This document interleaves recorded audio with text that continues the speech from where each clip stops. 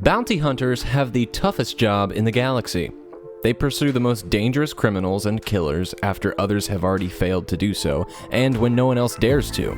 I think we all agree that bounty hunting is a complicated profession. That was a terrible impersonation. Anyway, we're here today to talk about what it takes to become a bounty hunter, their code, and the deadly trials. You are listening to Han Talks First.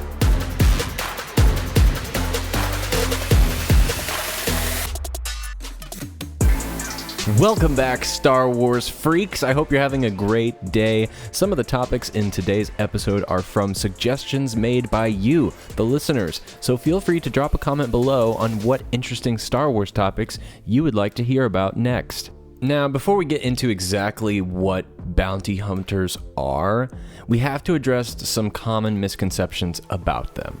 So first of all, bounty hunters are not considered murderers, because murderers kill unlawfully. Bounty hunters are also not considered to be assassins. A lot of people get this mixed up too, because assassins typically target specific individuals for political or religious reasons, and they do not necessarily profit from the killing either.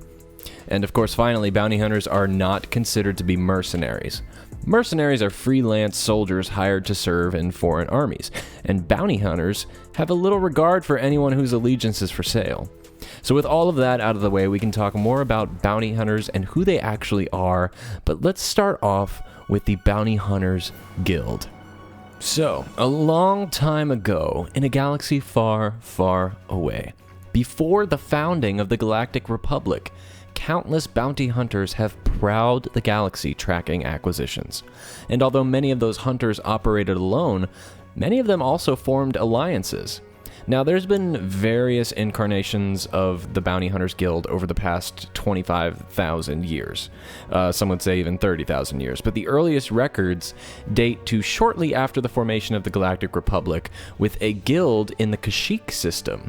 And it was essentially, this guild was more of a social club for a bunch of Trandoshan hunters, but they took great pride in the fact that they were one of the first variations of what would become the Bounty Hunters Guild. Fun fact, the guild actually occasionally worked alongside Jedi, especially during the Great Hyperspace War, but then soon after, when they had their Jedi Civil War, the guild, coincidentally, was also splintered into different mercenary factions. So what are some of the requirements for joining the Bounty Hunters Guild?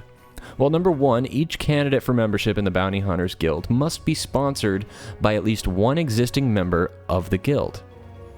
So let's put into example, if Din Djarin wanted to join the guild, he would have to at least have one sponsor. Let's say in this situation it was Greef Karga, and he's the one who sponsored him to come into the guild. Therefore, he already has one of the qualifications down.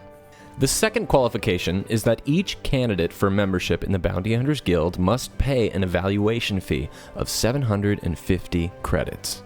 Now, to just put that into perspective for some of you who might not know what 750 credits is equivalent to, in US dollars, it's just about 750 credits. There's really a decimal of 0.44 difference between the two.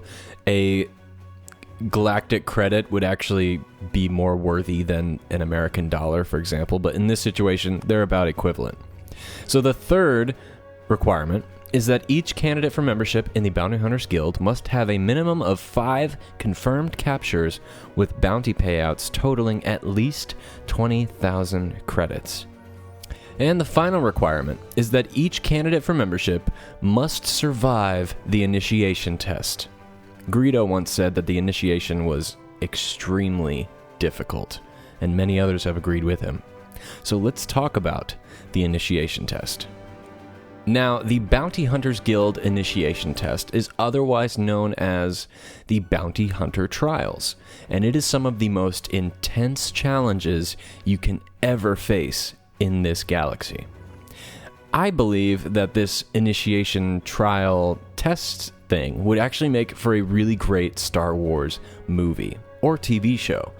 So what is it exactly? Well, the modern-day initiation test was created during the Clone Wars by a psychotic inventor named Morello Aval. And Morello created this giant floating cubic arena, which was known as the Box. Now, the box is a challenge simulator made with different shifting panels on the inside, and they all interact with the people who are inside them. And behind those panels is pain in one form or another. That may sound cheesy, but I'll explain what that is in a second. The best way to describe this box is to describe it like they use the production studio in the Mandalorian television series. If you remember, they shot the Mandalorian on what was called the Volume. It's this huge stagecraft's technology that is essentially a virtual environment that can change with the different settings. So that's essentially what the box is. It's kind of a nice, cool parallel there. So the interesting thing about the box is it's never the same challenge.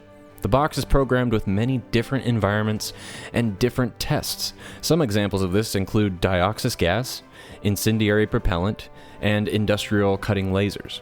But not only do the people inside have to survive the obstacle courses, but them and 6 other guild applicants are thrown in at the same time to fight to the death. And the last man standing gets to join the guild. This just goes to show you how tough Bounty Hunter Guild members are. I mean, only 1 in 6 people that apply will survive and make it into the guild, while the others, well, you know, eat chuta. Now, I know what you're thinking. Why on earth would anyone want to go through that type of initiation just to be a part of some stupid guild? Well, the good thing is that not all bounty hunters have to be a member of the guild. Yet another misconception about bounty hunting. In fact, most people prefer to be on their own. I mean, for one, they get to escape that horrific, intense initiation test, and 2, they get to work for anyone they want across the whole entire galaxy. Quick side note, if you're wondering why anyone would want to go through the initiation test in the first place, it's because once you get to be a part of the guild, that gives you access to a lot of perks like weapons, ships, and also a really good retirement plan. I'm not kidding. So, regardless of whether a bounty hunter is a member of the guild or independent, they still all know what is called the Creed. However, only the loyal ones actually follow it. Now, to call back some of the misconceptions we talked about earlier about bounty hunters, the Creed's 6 tenets are what separate bounty hunters from bodyguards, mercenaries, and thugs. It draws authority not from outside institutions of law, but from us, the people backing it.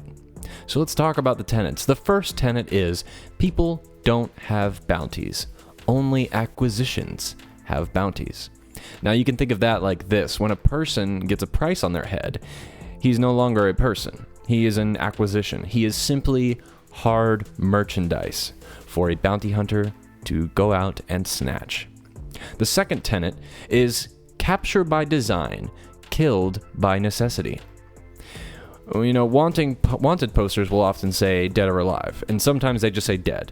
So in that situation, you can kill when the job gives you that flexibility. But if you kill outside of those parameters, you're technically just an assassin and no longer a bounty hunter.